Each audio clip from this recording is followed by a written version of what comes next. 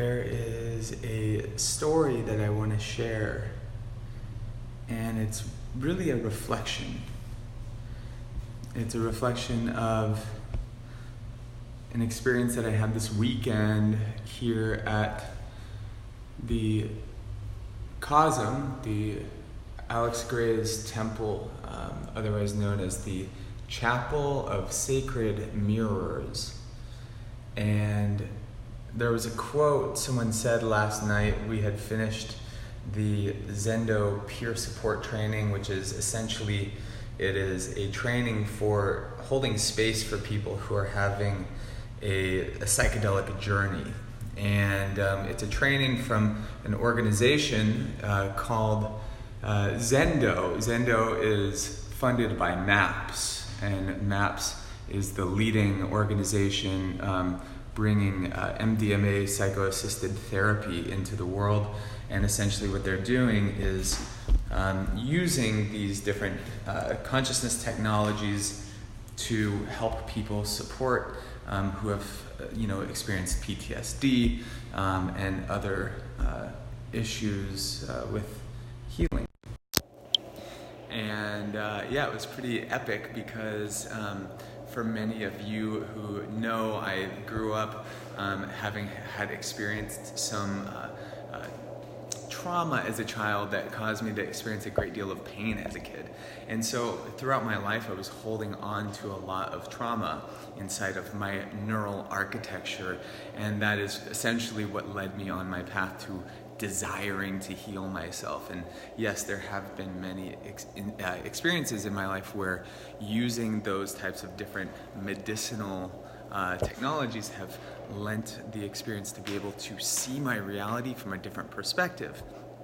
And that's what this is really all about, these fractal perception changes, these changes in our lens, the way that we perceive the world, the way that we see ourselves, the way that we perceive reality, and how connected we truly are to the same source of energy.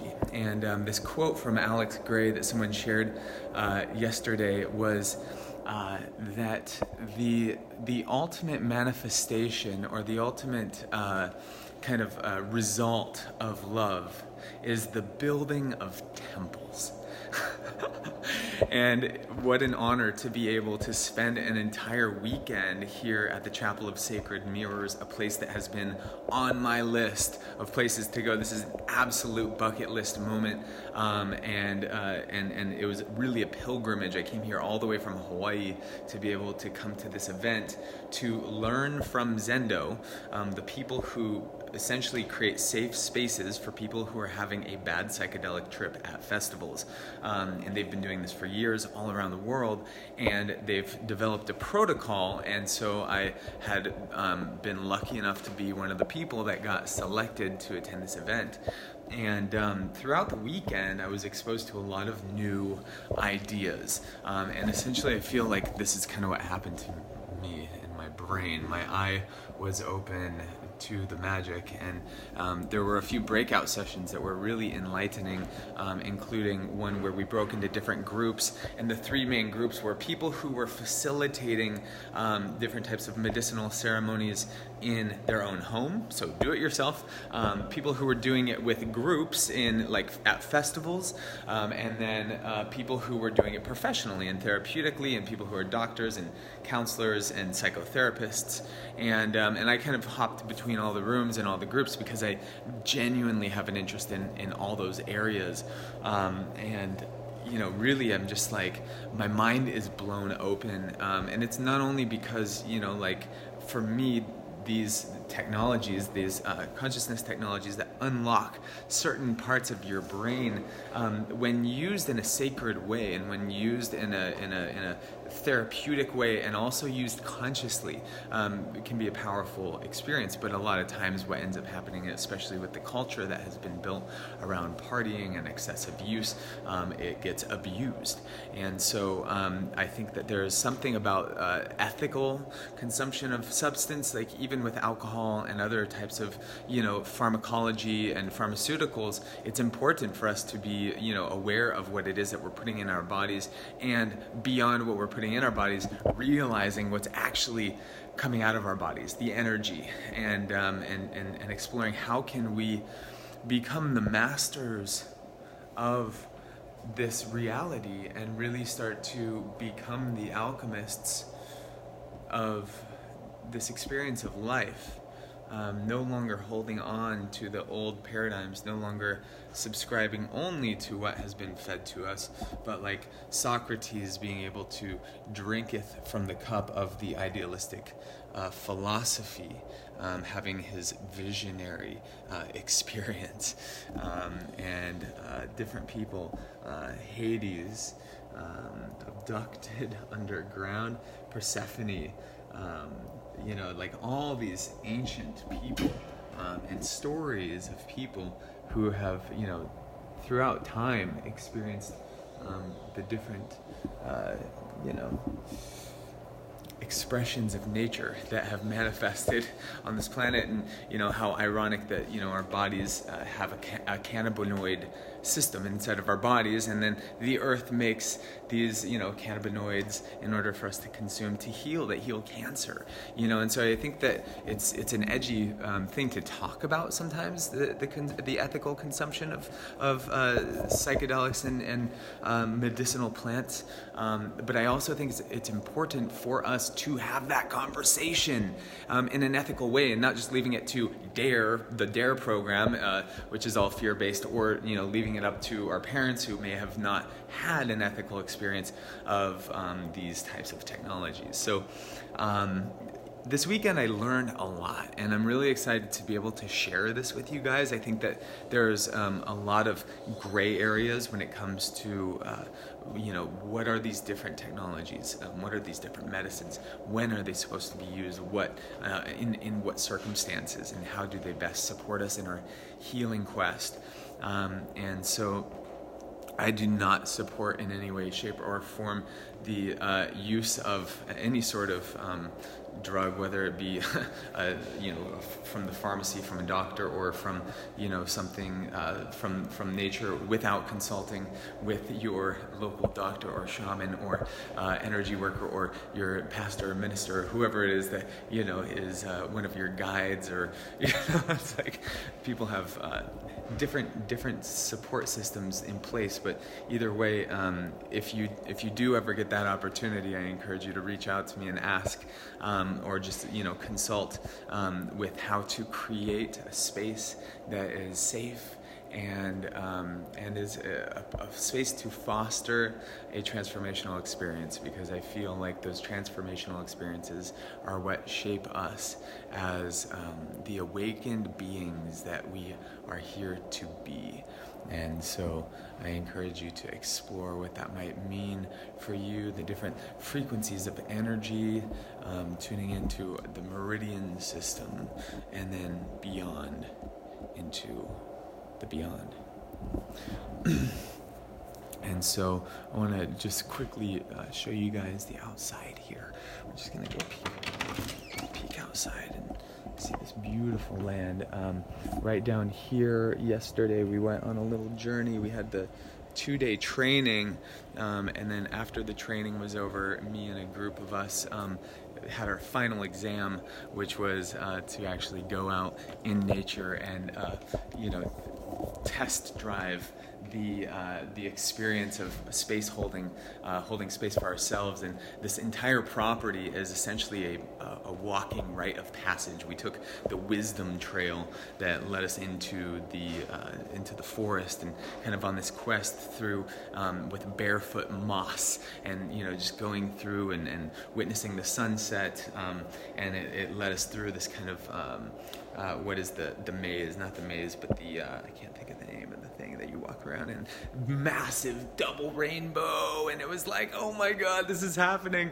And so yeah, we ended up making it down to the chapel down there in this open field, and doing breath work and qigong, and then we brought the group back up into this room and spent the evening just being in the presence of this incredible art and to be able to receive this vision and the masterpieces that have been developed over the years. And in just 1 year from now, Alex Gray is intending to open up the Hall of Sacred Mirrors, which is essentially the temple. I believe it's called the Entheon, and you can almost see it out this window.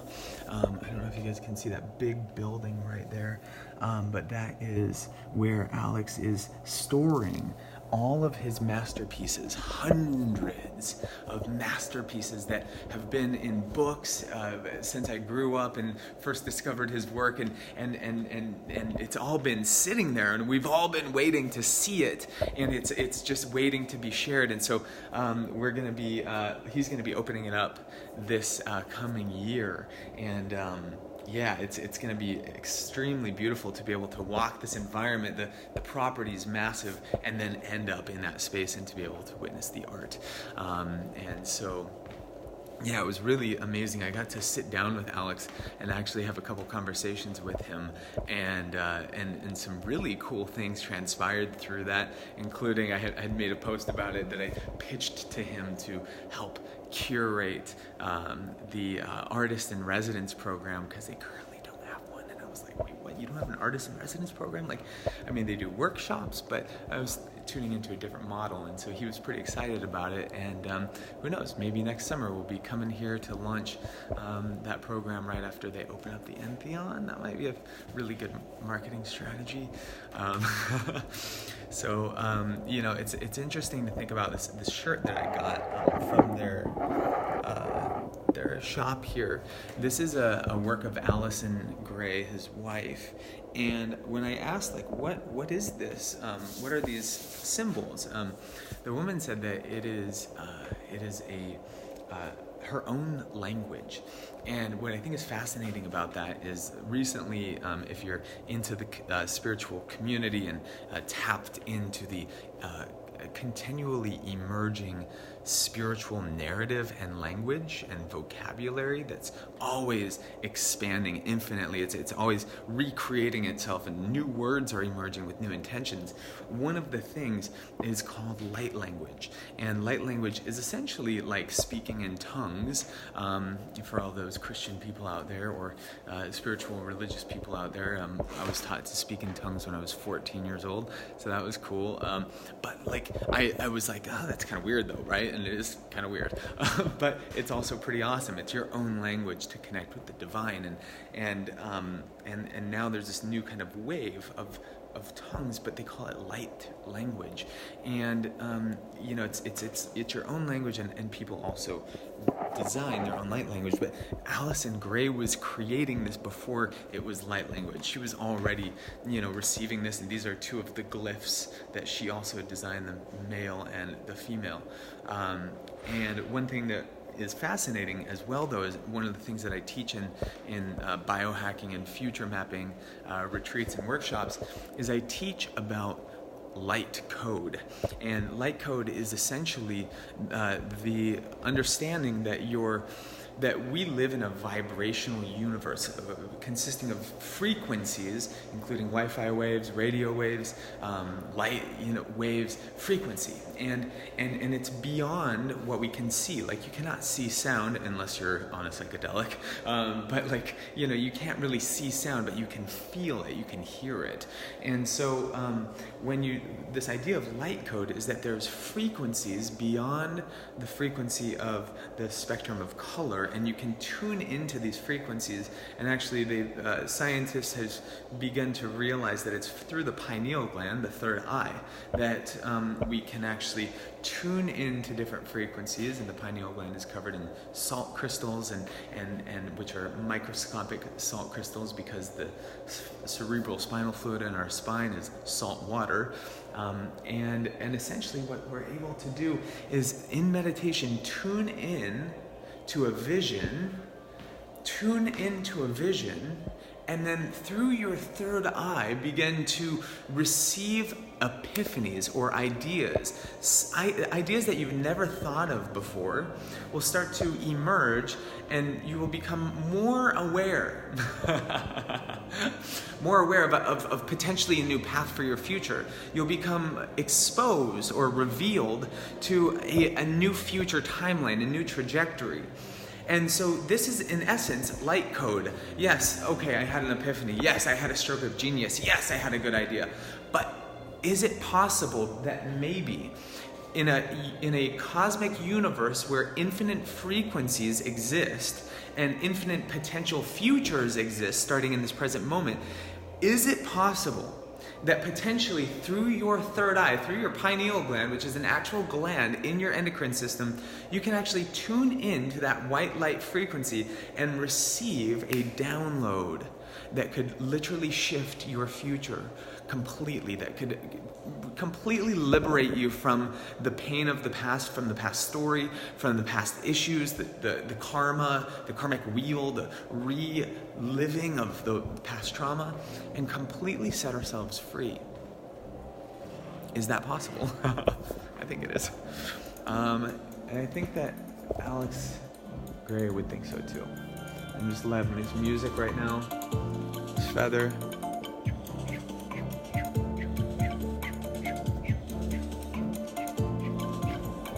Yes, so remember, open up and open up and open up your mind, realize it.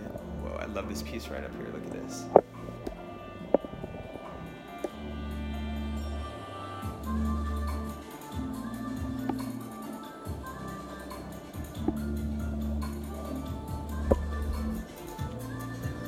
And he actually has an app where you can walk around and you can put this app onto the paintings, and the paintings come alive, and you can see the paintings kind of merge together. It'll tell a story, and the story that he's depicting, and all of it is so much of his art, is the story of falling in love from an energetic standpoint. You know, what is the anatomy of energy and how do we fall in love, and like notice the cosmic connection between the energy fields, the auras of the union. Fascinating. Here we are at Mushroom Cafe.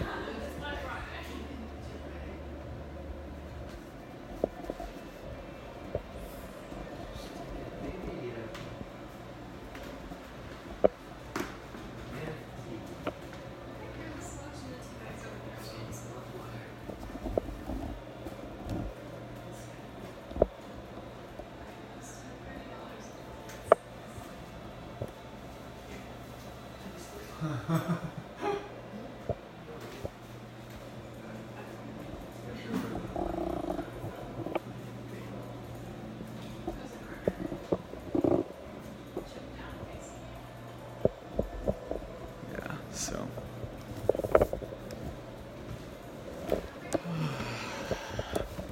I think you guys get the idea. Get your butt out here to New York and come check out the Chapel of Sacred Mirrors. It's a temple of Alex Gray, his art, the great master painter and visionary artist who has literally opened up the minds of countless artists and has become kind of the launch point for an entirely new type of art. And so I deeply encourage you to check out his work. I hope you guys enjoyed this video. Sending you all my love. And remember, explore consciousness safely and mindfully and consciously. And I'll see you guys on the other side.